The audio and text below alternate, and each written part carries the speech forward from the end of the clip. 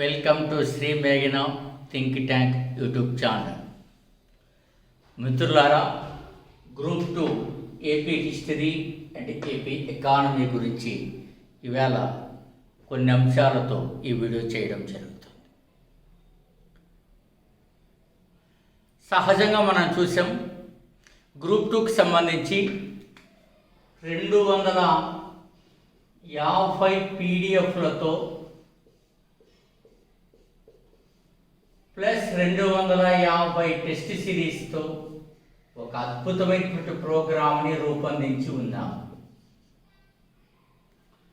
ఆంధ్రప్రదేశ్లో మనం గమనిస్తున్నాం, చాలా సందర్భాలలో బయట మార్కెట్లో దొరికే పుస్తకాలు, వీరు వివిధ రకాలుగా సేకరించుకున్న పుస్తకాలతో పోటీ పడుతూ వాటిలోని అంశాలను గ్రహిస్తూ నోట్స్ రాసుకున్నారు.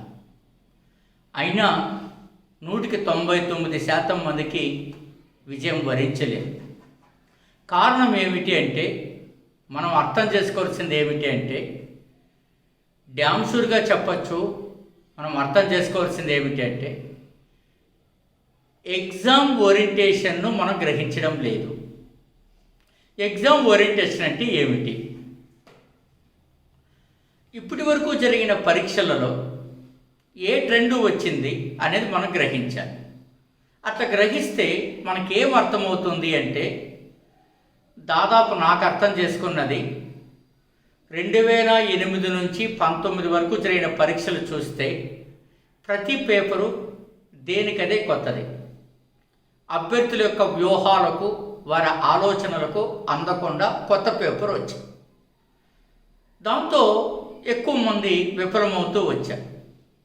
ప్రఖ్యాత శిక్షణా సంస్థలలో చదువుకున్న వారు కూడా వారికి ఒక ధైర్యం ఉంటుంది, మనం ఈ శిక్షణా సంస్థలో చదివాం, మనం కాబట్టి ఖచ్చితంగా విజయం సాధిస్తాము అని. అది ఎవరు అట్లా అనుకోరు. ఏ శిక్షణా సంస్థ అయినా సరే, అభ్యర్థులు శిక్షణా సంస్థలో నేర్చుకున్న దాన్ని ప్రాక్టికల్ ఓరియంటేషన్తో వారు దాన్ని ఇంప్లిమెంట్ చేసుకున్నప్పుడే సక్సెస్ అవుతారు. నేను చాలామంది అభ్యర్థులలో గ్రహించింది ఏమిటంటే, ఓల్డ్ పేపర్లు ఏముంటాయో ఆ పాయింట్లు కన్నా పుస్తకాలలో ఉంటే అవి కొనేస్తున్నారు. చాలా అద్భుతమైన కొంటున్నారు, మిత్రులతో కొనిపిస్తున్నారు, చదువుతున్నారు. ఇతను మునిగిపోతున్నాడు, మిత్రుడు మునిగిపోతున్నాడు. ఎందుకు అట్లా చేస్తారు అంటే, పాత ప్రశ్నాపత్రాలలో బిట్టుంటే అది గొప్ప పుస్తకమా? కాదు కదా. కొత్త రాబోయే ప్రశ్నాపత్రాలలో ఉన్న పాయింట్లు పుస్తకాల్లో ఉంటే అది గొప్ప పుస్తకం అవుతుంది. ఆ ఆలోచన ధోరణి మనం గ్రహించాల్సి ఉంటుంది. గబక్కన పాత పుస్తకాలలో, పాత క్వశ్చన్ పేపర్లో లేని బిట్లు చూస్తే అబ్బే ఇదేం పుస్తకం, ఒక బిట్టు కూడా కవర్ కాలేదంటారు. కానీ ఆ మాస్టర్ కొత్తగా ఆలోచన చేసి ఉండిండొచ్చు కదా. మనం ఎందుకు అట్లా ఆలోచన చేయము? నువ్వు 2019కి ఇంక ఎగ్జామ్ రాయడం లేదు, 2017కి రాయడం, 16కి రాయడం లేదు, 11కి రాయడం లేదు, 2008కి రాయడం లేదు. మీరు రాస్తున్నది 2022లో రాస్తారు. కాబట్టి ఆ ప్రయత్నాన్ని మీరు దయచేసి అమలు చేసుకుంటారు. మన శ్రీ మేఘన శిక్షణా సంస్థలో ఈ స్ట్రక్చర్ ఎలాగ అందరికీ అందిస్తున్నాం. అత్యంత 135+ మార్క్స్ ఈజీగా గెయిన్ చేయవచ్చు మనకి ఇందులో స్ట్రాటజీ తెలిస్తే. ఏపీ స్టేట్, ఏపీ ఎకానమీ ఒక స్పెషల్ ప్యాకేజ్గా మీకు పీడిఎఫ్స్ మరియు టెస్ట్ సిరీస్ అందించడం జరుగుతుంది. మిత్రులు, రాబోయే రోజులలో మీకు ఏపీ హిస్టరీలో ఏం చదవాలి, ఏపీ ఎకానమీలో ఏం చదవాలి, మెంటార్షిప్ కూడా అందచేయబడుతుంది. We are having 22 years experience in the case of groups exams training. కాబట్టి మీరు వీటిని ఉపయోగించుకుంటారని ఆశిస్తున్నాను. అదేవిధంగా హిస్టరీలో, ఏపీ హిస్టరీ గురించి నేను మాట్లాడుతున్నాను. కొత్త అంశాలు, కొత్త ఆలోచనలతో మనం ముందుకెళ్లాల్సి ఉంటుంది. చాప్టర్ వైజ్ అనాలిసిస్ ఇస్తాం, ఎండోమెంట్కి ఎలా ఇస్తున్నాం అట్లాగా ఆ విధంగా ముందుకెళ్ళడానికి ప్రయత్నం చేయాలి. లాస్ట్ టైం మీరు గమనించే ఉంటారు, చాలా వినూత్నమైనటువంటి ప్రశ్నలు ఇచ్చారు. తాంబయ దానము ఈ క్రింది వాణిలో ఏ యొక్క ప్రాంతానికి చెందినది అని. మీరు ఏ పుస్తకంలో ఉందో చెప్పండి. స్టిల్ ఇప్పటికి కూడా అది చాలా పుస్తకాలలో లేదు. మనం పోస్ట్ రావాలంటే ఏపీ హిస్టరీలో 75కి మినిమం 65 రావాలా. ఇక్కడ అంతే 65 రావాలి, అక్కడికి 113 అవుతుంది. 135+ రావాలంటే ఏం చేయాలా? ఇక్కడ 70 ఇక్కడ 70 మెయింటైన్ చేయాలా, అప్పుడు మనం సక్సెస్ అవుతాం. ఇక్కడ 70 అక్కడ 70 మెయింటైన్ చేయాలంటే ఎంత కష్టమో ఆలోచన చేయండి మీరు. ఆ టార్గెట్ ఎప్పుడు హైగా ఉండాలి, దాన్ని తప్పులు పట్టుకోకండి. హైగా ఉంటే మన ప్రయత్నాలు కూడా దాన్ని అందుకోవడానికి ప్రయత్నం చేస్తాం, అప్పుడు మనం సక్సెస్ అవ్వడానికి ప్రయత్నం అవుతాం. అంతేకాని మనం ఆ ప్రయత్నం చేయకపోతే డెఫినెట్గా మనం మిస్ అయ్యేటువంటి అవకాశం ఉంటుంది.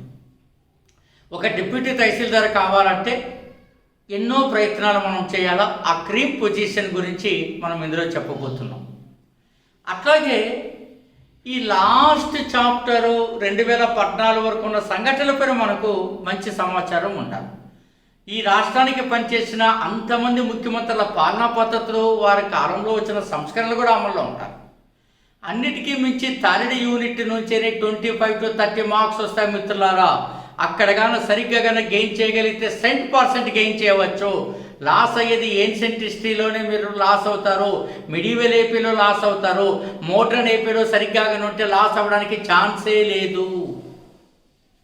అందుకని అక్కడ ఉంది 23 పుస్తకాల సమాచారం.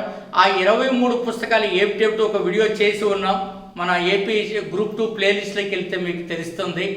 అవి మీరు ఆ అన్ని మూల గ్రంథాల నుంచి, we're not talking about private books, we're talking about all standard books. ప్రముఖ చరిత్రకారులు రాసినది, మెడ్రాస్ ఆర్కైవ్స్లో రకరకాల హిస్టరీ భాండాగారాల్లో దొరికినటువంటి పుస్తకాలు.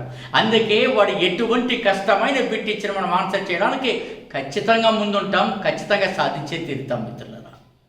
ఇక ఏపీ ఎకానమీ గురించి మనం మాట్లాడితే అందరూ ఆర్థిక సర్వేని చదువుతారు. గుడ్. ఆర్థిక సర్వే ఒక్కటే మనకు ముందుకు వస్తుందా అంటే ముందుకు రాకపోవచ్చు. కానీ ఆర్థిక సర్వేని కూడా మీరు ఎలా చదువుతారు చెప్పండి మిత్రులారా. ఎక్కువ మంది ఎలా చదువుతారంటే, మీరు నాకు తెలిసినంత వరకు ప్రైవేటు పుస్తకాలలో బ్రషప్ చేసి వాళ్ళు రాస్తారు, అవి చదువుతారు.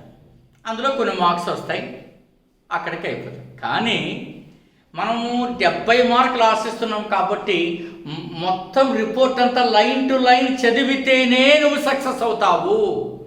అట్లా నువ్వు చదవలేవు కాబట్టి, ఆ బిట్ ఏర్పాటు చేయలేవు కాబట్టి, అక్కడ మేముండి లైన్ టు లైన్ చదివి అక్కడ బిట్టు ప్రతిదీ తయారు చేసినటువంటి అద్భుతమైన పీడిఎఫ్ నీకు అందుబాటులోకి వస్తుంది.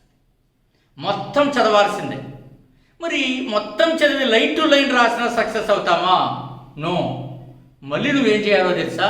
అన్ని శాఖలు, పంచాయతీరాజ్ శాఖ, గ్రామీణాభివృద్ధి శాఖ, విద్యాశాఖ, ఆర్థిక శాఖ, అవునా, సో అట్లాగే పర్యాటకం, ఇతర శాఖలు, దేవాదాయ శాఖ, సో అట్లాగే ఇరిగేషన్, నీటిపారుదల శాఖ, ఇట్లా రోడ్లు, భవనాలు, అన్ని శాఖలు కలిపి రిపోర్ట్లు అన్నింటినీ క్రోడీకరించుకోవాలి.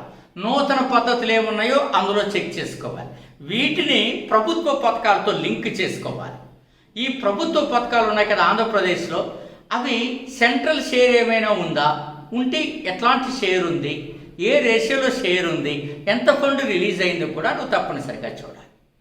ఏపీ ఎకానమీ చదివేటప్పుడు ఏపీ స్టాటిక్ జీకే నీకు ఖచ్చితంగా తెలిసి ఉండాలి. ఉదాహరణకు పసుపు పరిశోధనా కేంద్రం ఎక్కడుందని, ఇది సింపుల్గా పెట్టారుకోండి, అందరికీ తెలిసిందే చెప్పాను. అంటే ఉదాహరణకి అది నీకు తెలిసి లేకపోతే ఇబ్బంది అవుతుంది కదా. అట్లా ప్రతిదీ కూడా నీకు తెలిసి ఉండాలి, ప్రతి ఆలోచన నీకు ఉండాలి. ఇక ఏపీ జాగ్రఫీ పైన ఎకానమీ చదివేటప్పుడు ఖచ్చితంగా ఉండాలి. ఎందుకు ఉండాలి గోపాల్ రెడ్డి అని అంటే, వ్యవసాయ రంగ చాప్టర్కి ఏపీ జాగ్రఫీ చాలా అవసరం అవుతుంది.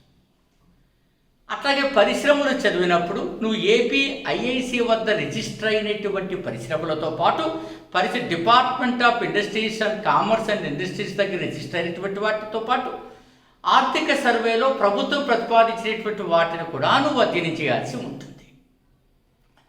ఇట్లా పరిశ్రమలలో ప్రస్తుత ప్రభుత్వం చిన్న తరహా పరిశ్రమలకు ఎక్కువ ప్రాధాన్యత ఇస్తుంది కాబట్టి వాటి గురించి కూడా నువ్వు గట్టిగా ప్రయత్నం చేయాల్సి ఉంటుంది. సో వీటన్నింటినీ ప్రయత్నం చేస్తే డెఫినెట్గా మీరు మంచి ప్రయత్నాలు సాధించుతారు. వీటిని కోఆర్డినేట్ చేసుకునే స్కిల్ ఉండాలి. ఆ కోఆర్డినేట్ చేసుకునే స్కిల్ ఉండి దానిపైన బిట్ ఫ్రేమింగ్ చేయాలి.